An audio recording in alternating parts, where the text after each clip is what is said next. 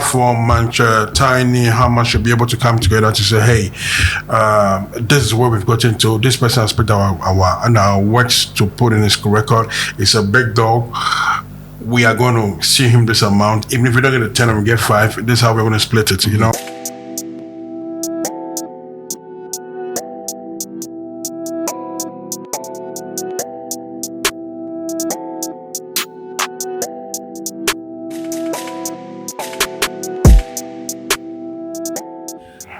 What up, ladies and gentlemen? It's the world famous Supreme Bigger Figure DJ Slim, your BOYD.J.SLIM, and most definitely, you're tuned into the world famous Street is Watching. Charlie, Street is always what? Watching, man. And today, Charlie, I will tell you whether you will take come or not. It's about to be bloodbath up in here. We're talking about Ghana music. We're talking about everything entertainment in here. The man GB is up in the building. Show some love, ladies and gentlemen. Show some love. Yes. We're in the building. This video is probably brought to you by my bet.africa. Of course, Jupe. Use the promo code DJ Slim. Throw boom and get $5 discount on your first transaction. GB! Big Slim. Broski, big Slim. DJ Slim up in the building. You do me. I come. No, but see, I have to come. This is DJ Slim. I have to come. But your studio is mad, bro. I mean, what I'm saying here is beautiful, man. Thanks, bro. Too much money, man. How do cash up back. I mean, DJ Slim is even supporting the industry, and Thanks, we appreciate the love. And this is beautiful, bro. This is a big investment, man. Charlie, no artist support this now. No. There's no artist supporting it. Shouts going out to my brother who is also, a founder of Hitmixer Studio. Awesome. Of course, we know you have a head office in Washington State, Seattle. Awesome, yeah. So yeah, shouts going out to my bro, Kwame. Kwame. Oh, and they say my name on that. Mr. Kwame. Mr. Spanky. Oh, Spanky. And this is beautiful. This is only expanding the industry. And people don't know that we also have a studio in Kumasi. So we have 2 studios. We have one in Accra. We also have one in Kumasi. So we move around. Charlie, if we go Kumasi with the shoot, the plan is to have one in every of the 16 regions in the country. And everywhere we would do. In fact, West Africa, big shout out to Spanky, man. This is beautiful, man. Shouts going out to the team inside Kumasi. For also holding us down, and also the production team over here. Yeah. So back to the real conversation. GB, George Britton. People. If you've not been in the circles, and it's not just entertainment these days, it's not just entertainment. Mandems, your movement is crazy. How you move in the scene is crazy. I never knew that you be Kumasi boy. I never knew that you had some roots for Kumasi, but talking to you told me about the Santasi days, Santa America days, and all that. As to why you moved to Accra, it'd be different conversation. People also at my neck saying DJ Slim to move out of Kumasi. They don't know it's just business. Man. We move where the money takes us. But the main conversation today will start off by looking at some of the trending issues. Then we warm up ourselves into the main discussion. Obrafour is taking on Drake. Mantse. Aikwe is also taking on Obrafour. And it takes me back to that saying where they go like, if you're fighting for your people, you need to fight with one hand, because at the end of the day, you need one hand to fight your same people again. That's what people are saying, and there are other people in major WhatsApp groups with a lot of industry people, and they're also talking about the fact that Obrafour himself is somebody we need to blame for some of these things. He hardly picks up his phone. And I can't talk on that level because I've never dealt with him, so I can't even speak to that fact. There are several accounts that are also reporting that Mantse also actually tried to reach out to Obrafour several times when these issues started coming up and all that. But Charlie, you'll be a big guy in this industry. Yeah. We're talking about the pioneer of showbiz review on Hits FM. We're talking about the Mandems. Oh boy, man. We're talking about the Mandems, George Britton, man. We've been around for a minute. We've been around for a minute now. Your take on this one? I mean, first and foremost, all these brothers are my brothers. You know, like shout out to Mantse, you know, big boy. Me, Mantse, we go way back when he was the editor for Jive magazine. Obrafour has been a brother, and Obrafour, we all grew up listening to Obrafour's music. You know, I remember in Kumasi back then when after classes, when we used to do classes at home, you know, and you remember when we finished it right. Obrafour's the lyrics on the board, you know. Yes. So, what I said, Obrafour has been. I mean, listen. I mean, there's one person that we seem not to be mentioning here, which is Hammer. Hammer of the last. You know, Hammer equally owns a part of the song as well as Tiny. Yeah. You know, so these are people that they are going to be in conversation. Listen, I mean, yes, the voice that Drake picked and put on his record was Mantse's voice. Yeah. But a lot more questions need to be asked. Who owns the master of the product? Okay. Of the song? Okay. Yes, Mantse can come out and say, hey, it's my intellectual property, it's my voice, is this. Obrafour can also come out and say, yes, it is my record. Without my record, he wouldn't have heard this. So, I mean, I think a lot more banter, you know, is going to go on. But I would have wished that we could, you know, handle our own in-house issue before jumping on the international stage. I think there should be that partnership. Because Mantse actually mentioned Drake. Yeah. I mean that is how we are here. But I don't know what the problem is, but Obrafour, Mantse, Tiny, Hammer should be able to come together to say, hey, this is where we've gotten to. This person has picked our words to put in his record. It's a big dog. We are going to see him this amount. Even if we don't get 10 and we get 5, this is how we're going to split it, you know?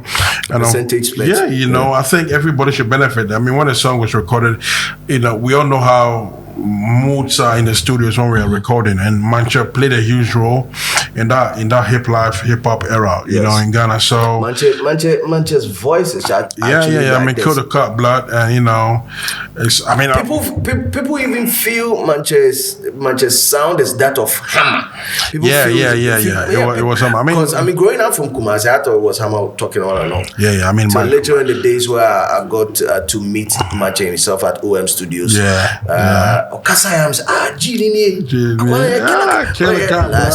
the last two. Yeah, I mean, Mantse has, you know, over the years been that guy. Mantse is crazy. He's a creative guy. Mantse is a guy who owns, you know, Chalote Festival, and Sabolai Radio, and all these things. I happened to, you know, when I was going in the industry, Mantse was one of the guys that, you know, were together. Mantse used to work with Chris Connie.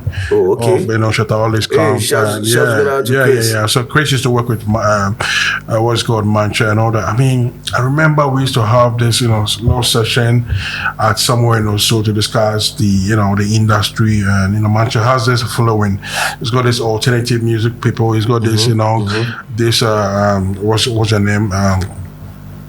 Guys from outside Ghana. What's it called, man? Diaspora, you know, and all that following him. So Mantse is a great guy, and we thought it was love from the beginning from, you know, Obrafour's camp and everybody. But I mean, for us to see the tweet and all these things today, I think it doesn't really come out well. Do you believe Mantse, or do you think Mantse has a case in this? Yeah, because listen, man, I've had to deal with issues because I asked this question because in some of the groups that I'm in, there's a conversation about IP, intellectual property, and how that overrides everything. I mean, when Obrafour, it does. It being on Obrafour's song. You know what? I think it does. Listen, I mean, I've had, you know, before I go into Keche's case, you know, there was a lawsuit against Keche not to use a song. That every song that he recorded under, what's it called? Spadali Entertainment. But, you know, at the end of the day, even though it was settled out of court, but the fact that, you know, intellectual properties came to play. I mean, we kept hearing these words, and, you know, the fact that it is my creation, and I had every right to put it out. So, it's very dicey. Like, listen, I listened to the song very much today, and it was Mantse's voice that was put on. Yeah, that was put out. Yeah, but then again, there are a lot more questions to be asked. Who owns the record?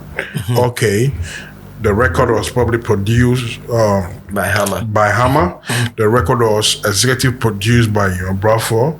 The voice that is on the record of Drake is for Mantse. So Mantse has a case. I'm sure he has a case. Intellectual property is my thing. He didn't play the music, he didn't play the beat or whatever. But if, let's say, if he curved, where was a curve recorded? Was on somebody's project. I mean, these things are things that can only be debated in the courts, on the courts of law. And I want us as people, listen, man, we as Ghanaians should find a way. I don't know the attitude of some of these people involved in this. I know Mantse very well. It doesn't live far from here. I know Obrafour, I know Hammer. I think Hammer has kept his cool on this issue. Yeah. What I actually want us to do is senior man level. You know what I'm saying? Yeah. I mean, let's try as much as we can to maintain and to sort this in-house before we go against. Because now Drake, if I'm Drake and I'm getting mentioned from Ghana and I'm looking at this, I'm like, okay, who did it? Okay, this guy's actually not together. Yeah. You know what, lawyer? Who do you think we can go in for? Let's go in for this guy because he might not ask much. Yeah. You know what I'm saying? So I mean, 1 million for Mantse. You know what I'm saying? I mean, so. It's quite sad that it's coming from. If we get to the extended edition, probably because a $1 million investment if you start. Yeah. So but there are other conversation buzzing on social media. People are of the view that Mantse no really try because and even Obrafour no really try because if foreign artists are to start looking at songs that have been sampled from Ghana, there are lots of artists that will be found wanting. In fact, by the time Universal Music is done with Ghana, there might not even be an industry for us to even enjoy. Because I mean, even from the Tego Sisters era, I've been listening to our godfather them Sandy Dusty on the library on Hits FM, and I never knew even Tego Sisters had songs. I mean, most of our songs were sampled. I mean, Zab Mallet, I remember the studio. I know. Senior man when your bass guitar. I saw a post like that. So like Kenya's music, man. I know. Yeah, most of Kenya's songs were sampled, and people don't even know. I mean, me getting into DJing, there were parts of my career where I decided to do a lot of throwback songs because I was playing a lot of matured events. That was when I played the song and I never knew it was a sample song to that. Some senior man big. I played every old school song where everybody liked, and the band was like, Charlie, my this is some song, and the man he give me some flash drive. I said I will see some song, that the only song. I play and it had that same sample. Boy, man. I remember. I mean, listen. Sampling. Kwame Junior says stealing. Everybody else says that's sampling. It has been part of the industry from the onset. But the most important thing is for you to get clearance before you put it out there. Yeah. In our case, I'm not sure we understood that. We didn't understand that. When I go back to even when the Bogaha Life started. Yes. From the early 90s, most of the songs were sampled. You understand? So, what we need to also, we need to be careful. These days we understand this language. As music people, we understand that, listen, picking up somebody's content, somebody says that. I think I'm appreciating the world more now because creatives are being rewarded for what they create. Creatives are being rewarded for what they create. And so, therefore, now I'm beginning to feel like, okay, if my child wants to be a musician, anything that he or she spends the night working on is able to come out from the house or from her room or his room or the studio into the public domain, and anybody uses it, he gets to sue the person and gets to be paid, and it's beautiful. We're just hoping that this Obrafour thing will serve as a huge example for all of us, so that before you use anybody's content or product, you consult. Now in Obrafour's case, I think it's another thing is it with Ghanaians and our inability or ineffectiveness when it comes to emailing. Listen, I deal with a lot of people in the UK and I mean in the Western world. You have to reply your email instantly. Yeah. It's more or less like a WhatsApp message. Yeah. You know. Now Drake knew. I think he went through the right means. Yeah. A song is released. Okay, we want to copy a piece of your song. Yeah. So we send you an email that, hey, we want to do this. Yeah. I don't even know whether I saw that. Okay. I don't even know whether our people saw the email. Okay, so what I'm seeing is that there was a first email sent on the 3rd, another email sent on the 8th, and the song was released on like the 17th or so. So people are talking about the fact that, you know, there wasn't even enough time for, even if they had responded to the email, even if they had responded to the email and all that, there wasn't enough time for them to even adjust and get the necessary clearance and all that. I'm going to say it's one of those things. Shall I make we send them emails? We say if matter come, on a certain level. I mean, yes. I mean, Obrafour can say, hey, I saw the email. I didn't respond because me and my team are having discussion. Or I saw but they say the most important thing in this world, especially, listen, man, I've learned things. Fortunately for me, I've been able to travel the world and experience how the world operates. Some of these things, when you get an email, reply, acknowledge your email, then you let them know I'll respond. Yeah. I will respond in due time. Okay. Now that's makes you are aware of your partner the person actually seen it. You've seen it. Yeah. But when you ignore it, it becomes maybe Charlie, they don't even reach you, so they don't even know who to contact. And bro, listen, a lot of people are losing contracts, a lot of people are losing deals because they don't reply to their emails. I mean, a typical Ghanaian, you have to follow an email with a phone call. Oh bro, I'll send you an email to check for me. It's not supposed to be so. I mean, that's how come we have a smartphone. You know what I'm saying? And the smartphones, it will give you notification, computers and everything. Yeah. So we should be able. I hope these guys will not stand on that case to make a case, because lawyers are crazy. I mean, places that we don't see issues coming out, they can actually build one. People are talking about jurisdiction in this issue, where suing them in an international court of law and all that. I mean, the laws that are also applied there, how well versed our lawyers to also deal with some of these issues. But actually, this is the legal term. Probably myself and George, we're not in the best position to talk about it. But issue